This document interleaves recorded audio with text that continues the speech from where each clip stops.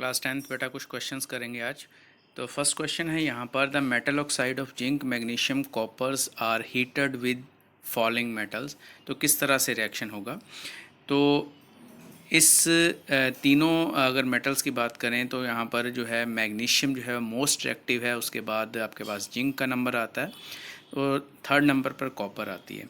अगर zinc oxide को आप हीट करते हो जिंक के साथ तो कोई रिएक्शन नहीं होगा, बट मैग्नीशियम के साथ करोगे क्योंकि मैग्नीशियम मोर रिएक्टिव है तो यहाँ पर डिस्प्लेसमेंट रिएक्शन होगा। But copper is a less reactive तो कॉपर के साथ रिएक्शन नहीं होगा। सिमिलरली मैग्नीशियम ऑक्साइड की बात करते हैं तो मैग्नीशियम क्योंकि आपके पास मोस्ट रिएक्टिव है तो इसका किसी भी मेटल के साथ रिएक्शन नहीं होगा। कॉपर की बात करेंगे तो copper is a least reactive इन तीनों में, तो यहाँ पर जिंक उसको डिस्प्लेसमेंट रिएक्शन होगा। अगर मैग्नीशियम के साथ करेंगे तब भी डिस्प्लेसमेंट रिएक्शन होगा, बट कॉपर के साथ इसका रिएक्शन नहीं होगा। उसके बाद नेक्स्ट क्वेश्चन है आपका, which of the metal do not corrode easily. कौन सी मेटल जो है वो आसानी से क्रोड नहीं होती। तो जो मेटल्स जो हैं लेस रिएक्टिव हैं जैसे कि गोल्ड, सिल्वर, प्लेटिनम जो है वो आसानी से क्रोड नहीं होती हैं। उसके बाद थर्ड क्वेश्चन बड़ा ही इंपॉर्टेंट क्वेश्चन है ये, what are alloys. Alloy is a homogeneous mixture of two or more metals or metal and non metal. Metal का मेटल के साथ या मेटल और नॉन मेटल का कोई मिक्सचर हो सकता है, तो होमोजीनियस मिक्सचर होता है तो उसको हम एलॉय बोलते हैं। कुछ एग्जांपल्स दे रखी हैं यहाँ पर, स्टेनलेस स्टील, निकल, क्रोमियम का एलॉय है। आपके पास ब्रास जो है वो कॉपर जिंक का एलॉय है। सोल्डर जो जिसके साथ आप सोल्डर करते हो, इलेक्ट्रॉनिक्स वाले करते हैं, वो टिन और लेड का एलॉय है। तो इस तरह से आपने कुछ ही एग्जांपल्स जो हैं वो लर्न कर लेनी है बेटा। उसके बाद नेक्स्ट अगर हम एक्सरसाइज के क्वेश्चंस की बात करते हैं तो एक्सरसाइज के क्वेश्चंस में आपके पास है, विच of the following pair will give displacement reaction. इनमें से कौन से पेयर में डिस्प्लेसमेंट रिएक्शन होगा। तो बेटा यहाँ पर आपने एक ही चीज़ नोट करनी है, जिस सेकंड मेटल जो है कंपाउंड के साथ आ रही है, अगर वो ज़्यादा रिएक्टिव है तो वो डिस्प्लेसमेंट रिएक्शन करेगी, अगर वो ज़्यादा रिएक्टिव नहीं है तो डिस्प्लेसमेंट रिएक्शन नहीं करेगी। तो यहाँ पे सिल्वर जो है वो कम रिएक्टिव है, कॉपर ज़्यादा रिएक्टिव है। तो इन एग्जांपल में से जो है वो आपका डी पार्ट जो है वहाँ पर डिस्प्लेसमेंट रिएक्शन होगा, सिल्वर को कॉपर डिस्प्लेस कर देगी। देन क्वेश्चन नंबर 2 है, विच of the following method is suitable for preventing the iron frying pan from rusting. Iron के जो फ्राइंग पैन है उसको रस्ट से बचाने के लिए कौन सा प्रोसेस हम यूज़ कर सकते हैं। ग्रीस कर सकते हैं, पेंट कर सकते हैं, जिंक की कोटिंग कर सकते हैं, या सारे के सारे कर सकते हैं।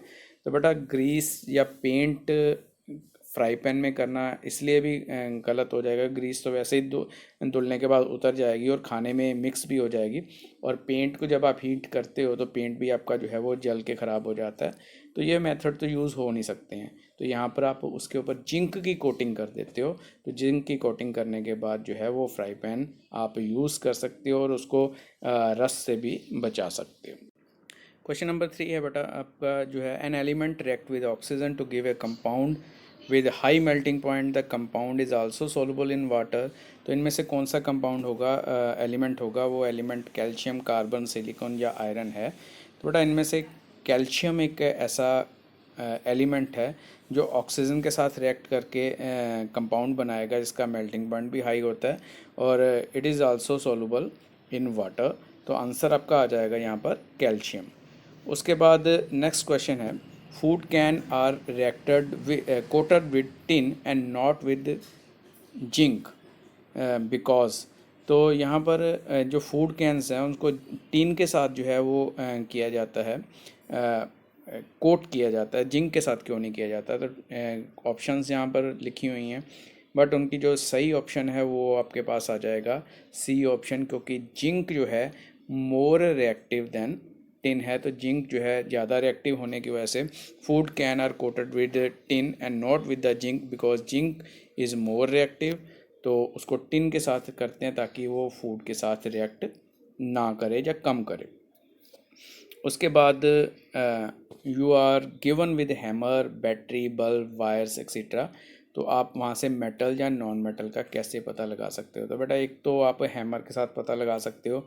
अगर आप उसको हैमर से बीट करते हो और उसकी अगर शीट्स बन जाती, पतली चादर बन जाती है, तो इसका मतलब वो मटेरियल जो है वो मेटल हो सकता है। और अगर वो टूट जाता है, उसकी शीट नहीं बनती है, तो इसका मतलब वो मटेरियल नॉन मेटल होगा या हो सकता है। उसके बाद अगर आपके पास बल्ब, वायर, स्विच, बैटरी है, तो आप एक सर्किट जनरेट करके ये टेस्ट कर सकते हैं कि उनमें से इलेक्ट्रिसिटी पास होती है या नहीं होती है। अगर इलेक्ट्रिसिटी पास होती है तो वो मेटल हो सकती हैं, अगर इलेक्ट्रिसिटी पास नहीं होती है तो वो नॉन मेटल हो सकती हैं। ये इनकी फिजिकल प्रॉपर्टी से आप इसका आंसर निकाल सकते हो। बी पार्ट में लिखा हुआ excesses are usefulness of this test is distinguish between. तो आपका जो सेकंड अबव टेस्ट जो है वो डिस्टिंग्विश करते हैं metal non metal on the basis of physical property. यहाँ पर कोई भी केमिकल रिएक्शन जो है वो हम यूज़ नहीं कर रहे हैं या इसमें इन्वॉल्व नहीं हो रहा। Then question number 6, what are amphoteric oxide. तो शायद हमने इसको पहले भी पढ़ा था एक बार कि एम्फोटेरिक ऑक्साइड क्या होते हैं।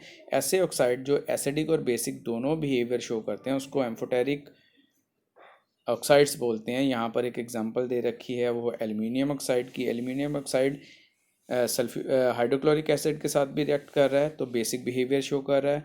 वो सोडियम हाइड्रोक्साइड के साथ भी रिएक्ट कर रहा है, वहाँ पर एसिडिक बिहेवियर शो कर रहा है। तो आप इसकी ये एग्जांपल लिख सकते हो। सिमिलरली एक और एग्जांपल यहाँ पर है वो that is a zinc oxide is also a amphoteric oxide. Next question number 7 है, name 2 metals which will displace hydrogen with dilute acid from dilute acid and two metals which do not।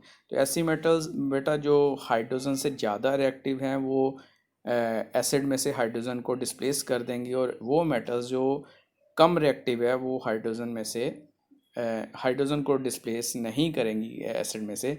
तो ज़्यादा reactive में आपके पास example sodium और potassium की आ गई, और कम reactive की अगर बात करते हो तो आप सिल्वर की ले सकते हो, कॉपर की ले सकते हो, गोल्ड की ले सकते हो। तो ये एग्जांपल्स आप यूज़ कर सकते हो। उसके बाद क्वेश्चन नंबर 8 है, in an electrolytic process refining of a metal what would you take as anode and cathode. तो एनोड किसको लोगे और कैथोड किसको लोगे।